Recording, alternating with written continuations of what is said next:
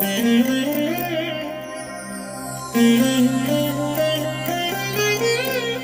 దినం పరము నుండి దిగివచ్చు మాట, ఇది నీ జీవితానికి వెలుగుల బాట.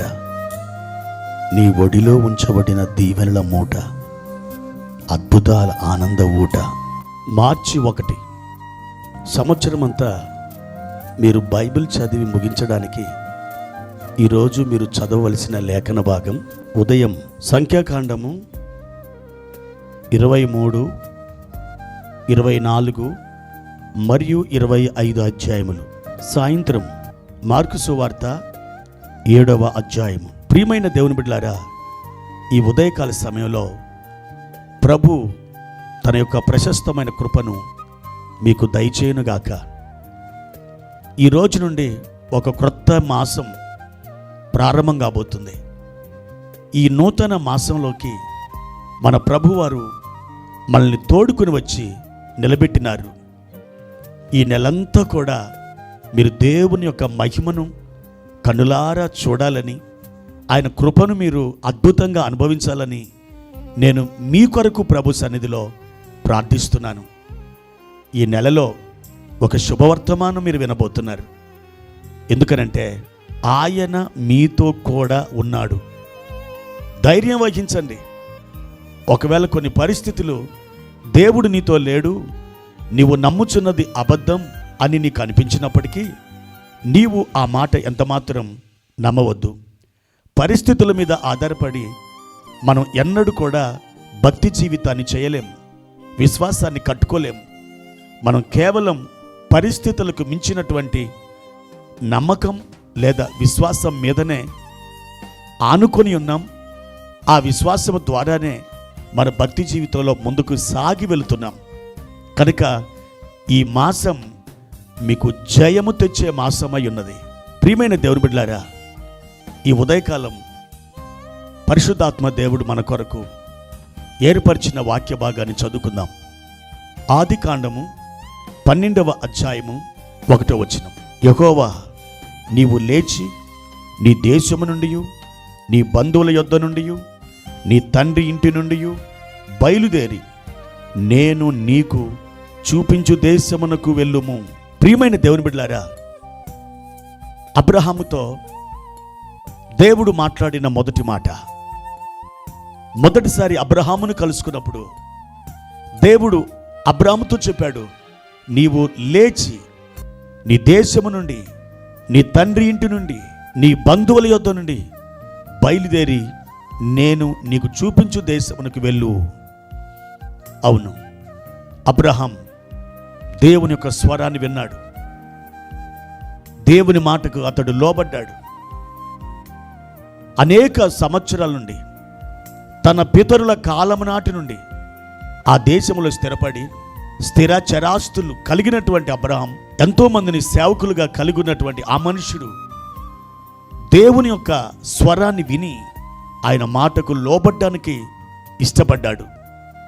తన దేశాన్ని వదిలిపెట్టాడు, తన తండ్రి ఇంటిని వదిలిపెట్టాడు, తన బంధువులను వదిలిపెట్టాడు. దేవుడు చూపించిన దేశానికి అతడు సాగి వెళ్తున్నాడు.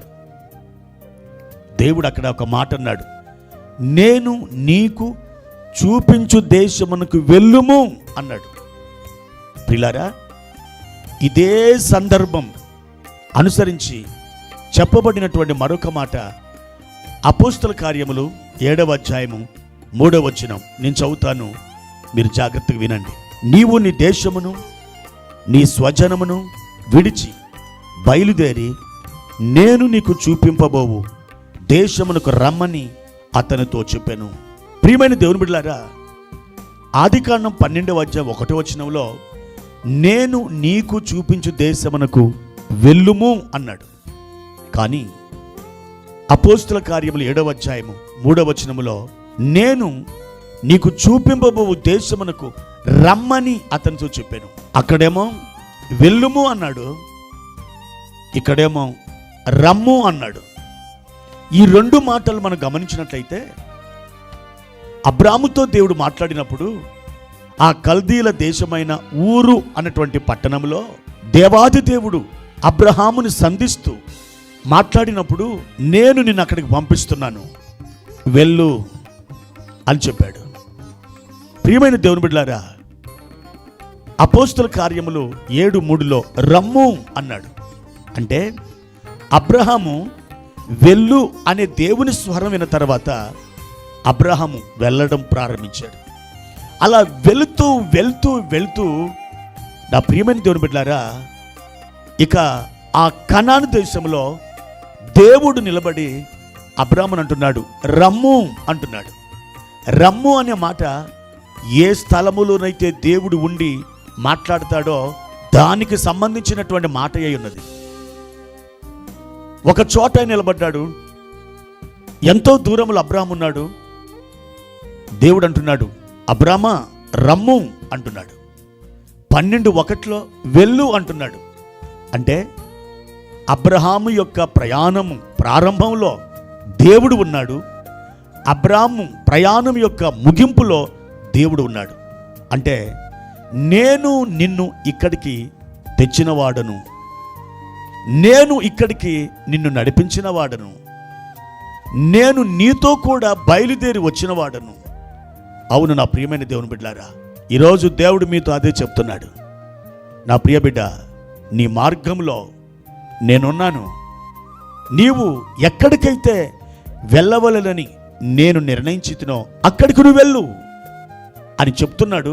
అలా చెప్పిన దేవుడు ఇప్పుడు అంటున్నాడు, నా బిడ్డ రమ్ము, నువ్వు ఎక్కడికైతే వెళ్ళవలెనో ఆ మార్గము గుండా నేను ముందుగానే సాగి వెళ్ళాను. ఆ అనుభవాలని నాకు తెలుసు, ఆ ఇరుకులు నాకు తెలుసు, ఆ అవమానాలు నాకు తెలుసు, ఆ ఇబ్బందులు నాకు తెలుసు. నేను నీవు నడిచే ఆ మార్గం గుండా ముందుగానే వెళ్ళి ఉన్నాను, కనుక నీవు రమ్ము అని ఆయన పిలుపునిస్తున్నాడు. నా ప్రియమైన దేవుని బిడ్డలారా, నీ యాత్ర ప్రారంభంలో దేవుడున్నాడు, నీ యాత్రలో దేవుడున్నాడు, నీ యాత్ర ముగింపులో దేవుడున్నాడు. దేవుడు నీతో లేని కాలము లేనే లేదు. ఆయన నీతో ఉన్నాడు, నీతో ఉండడానికి ఆయన ఇష్టపడ్డాడు. అందుకే నిన్ను పిలుచుకున్నాడు, అందుకని లోకములో నుండి నిన్ను ఏర్పరచుకున్నాడు. నువ్వు ప్రశస్తమైన బిడ్డవు, నువ్వు దేవునికి కావలసినటువంటి వాడవు, కావలసినటువంటి దానవు. నువ్వు ఎంత మాత్రం కృంగిపోవద్దు. నేను ఒంటరి దానను, ఒంటరి వాడను, నాకెవరు లేరు, నేను ఏం చేయాలి, నా బ్రతుకు ఏమవుతుందో అనే ఆందోళన నువ్వు చెందవలసిన పని లేదు. ఎందుకనంటే ప్రారంభంలో, కొనసాగింపులో, ముగింపులో ఆయన నీతో ఉన్నాడు. కనుక ధైర్యం తెచ్చుకో, నిరీక్షణ కలిగి ఉండు.